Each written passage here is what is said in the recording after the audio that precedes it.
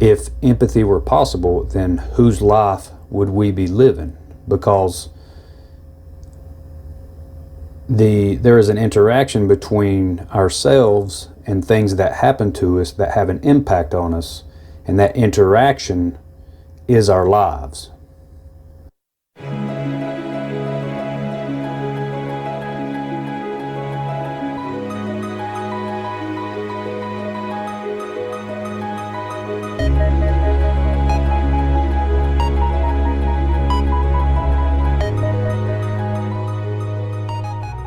Okay, we're talking today about empathy, the original meaning, and how it's being used today, and what I'm seeing as how the word empathy is being used against us to control us with. And so I'm going to start with this article in Psychology Today, psychologytoday.com, blog Empathy Emotion, written by Susan Lazzoni, PhD. The title of the article is The Surprising History of Empathy, What Empathy's Original and Forgotten Meaning Can Teach Us. And it begins here. There's a lot of talk today about empathy and how to cultivate it. The word empathy is relatively new. It was coined in 1908, and strangely enough, its early meaning was different from what we understand as empathy today. In fact, it meant nearly the opposite. Empathy was translated at a time when psychologists were setting up laboratories and training programs to establish the new science of psychology. This new science had gotten its start only a few decades earlier, when philosophers studying the mind began conducting laboratory experiments on perception and sensation. Many of these laboratories were based at German universities. Psychologists needed to translate German scientific terms into English. The word empathy thus appeared in 1908 as a translation of the German Einfühlung, literally in feeling. Psychologists began conducting experiments on aesthetic empathy to find that subjects perceived lines with sharp angles as furious and lines moving upwards as expressing force and uplifting feelings. The writer, Rebecca West, depicted her own joyful feeling of soaring with a bird as arched through the skies as empathy. Even though in 1928, this is important, the word had not yet entered most dictionaries. With empathy, the self could imaginatively merge with an object of contemplation. Imaginatively, you imagine that you're part of the object that you were contemplating. So you appreciate the beauty of a tree or an artwork or whatever it is, and you imagine what it's like. And that's what the original meaning of empathy was. You appreciate artwork, you're imagining what the artist felt as he made the piece, and then the meaning and what it means to you, and then you walk away with your own interpretation of it, and nobody's going to argue with you about that, because that is your empathy. However, if empathy, it goes on to say here, if empathy originally had an aesthetic meaning, American psychologists began to extend the scope to include the understanding of other people. One could, for example, project one's own remembered feelings of sadness into another's sad expression to grasp what they are experiencing. In the 1930s, psychologists and sociologists explored how empathy might help clinicians more deeply understand their clients. And this is where we get into the initial statement of moral authority. In the 1930s, psychologists and sociologists explored how empathy might help clinicians more deeply understand their clients, just as today in genetic engineering, as of say 20 years ago, the argument was that genetic engineering could help people stop diseases and cancers and all these other things, help people be born without disease. And it sounds wonderful, but then we see what it's actually being used for. They're changing the genetics of our food so that they can tolerate pesticides like Roundup, and then that Roundup gets passed through the food and into us, and it turns out the whole time that it was all about money, and they didn't care about our health at all. And so by the Second World War, social psychologists began devising experiments to gauge a subject's empathy for others. Empathy now meant that one could make correct predictions about another person's preferences without contaminating those predictions with one's own ideas. So what that's saying there is that I could step into somebody else's shoes without contaminating their shoes with my feet. And that's not possible. As empathy came to denote the ability to accurately grasp another's thoughts and feelings, the idea that it was an aesthetic projection of one's own feelings into objects disappeared. So, in other words, what I'm getting out of it, they just decided, well, if we can look at a piece of art and imagine or project what we're thinking into that piece of art, they just started looking at people as works of art. Right? That's what I'm getting out of it. So instead of looking at inanimate objects, they were looking at people.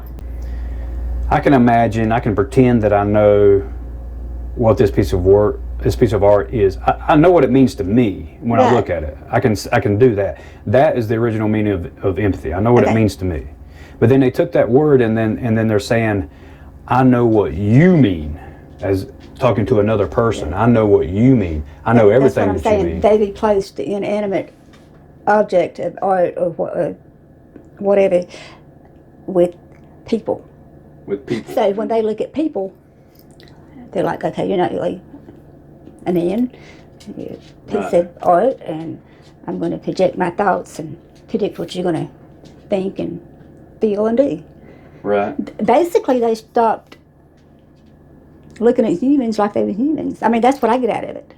Just now. That's what I get out of it. When you read that, and I thought about it and kind of, wait a minute, instead of looking at that glass, I'm going to look at you. Right. You're my artwork. Yeah. Right. Well, how inhumane is that?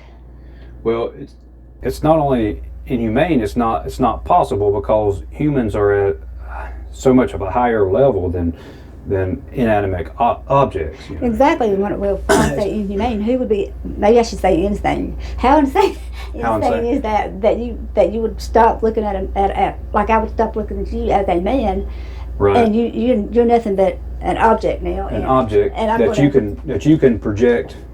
Yeah. You can project, but without contaminating yourself into, and understand everything about me without even knowing anything about me. Does that make any sense? That is kind of, that would be like, okay, let's just say that I'm actually doing that now with you. Right. Okay.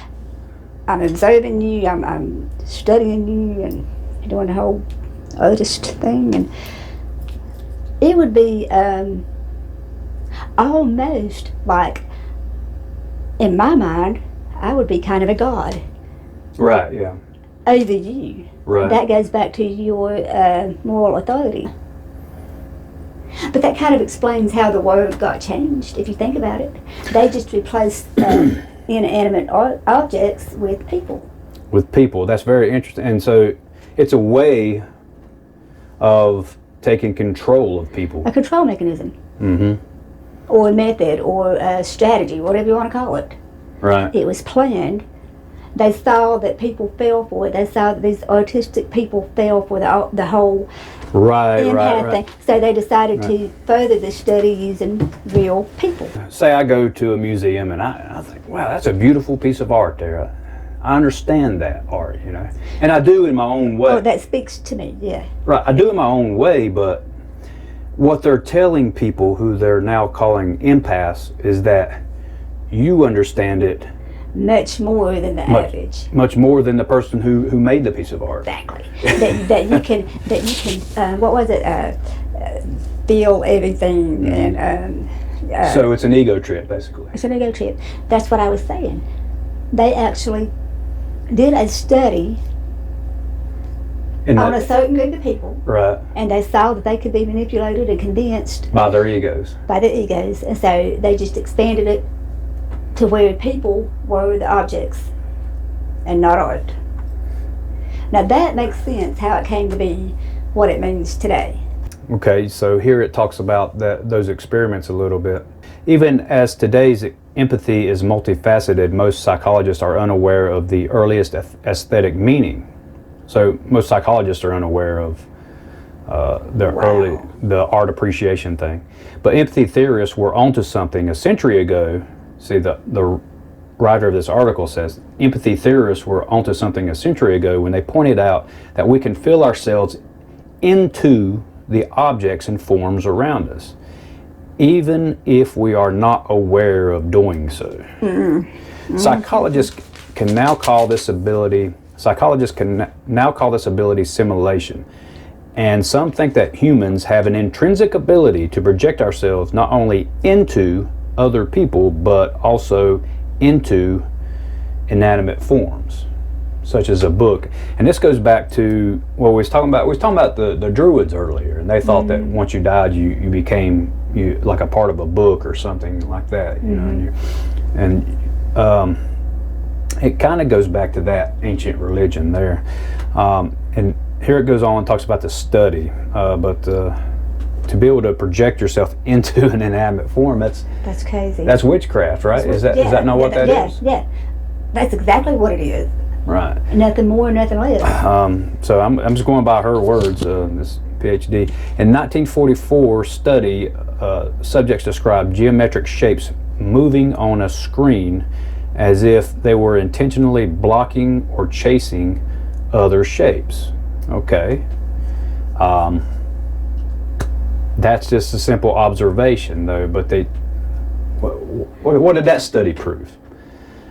That they had too much time on their hands? I don't know. We talk, and here's another statement. We talk about our computers or phones dying as if they were animate. I do agree with that. People put too much into computers and phones. I agree with that. Yeah. So basically, at the end of the day, what it comes back to is the fact that empathy, the meaning of the word empathy, is being used against us by our own government to further their agenda for a new world order. Yes. And people are falling for it because they do not know what empathy really meant to begin with. We're all just pawns. Yes, we're all just pawns in a... And if... Yeah, we are the pawns, So definitely. I mean, you cannot... We've talked about this before. This is a war. I don't care what nobody said. We are at war not only with China, but our own government. Our own deep state, yes. And they're not going to come at you, like we've said, they're not going to come at with you shooting guns and throwing grenades. No. Right. They're going to use mental, weather warfare, and biological warfare. And the mental, Exactly. they've got it down pat. They got it down pat. And Everybody's fooled. I was fooled. Until the other day when you told me about it. Well, I've been seeing this on social media for the last 5 or so years, and I'm thinking, why does everybody believe? Everybody wants to be different. So whenever they've got some upper elite people in their little pea brains, which nobody's better than anybody in my thinking. Right. But when these people that thrive on being accepted by society, when they've got these elitist people telling them, oh, you're special, you've got something that nobody else does because you can actually feel what people do, that makes them think they are somebody. Right. And they just latch onto it because they can't live without it. Mm-hmm. And so before you know it, everybody's thinking they're different, but everybody's the same because everybody thinks just empaths. So all the empaths gather together and they find out They're all the same. they're all the same. And they're not even different from anybody else. They're just fooled. It's gonna be a mass suicide. Oh, I'm not special.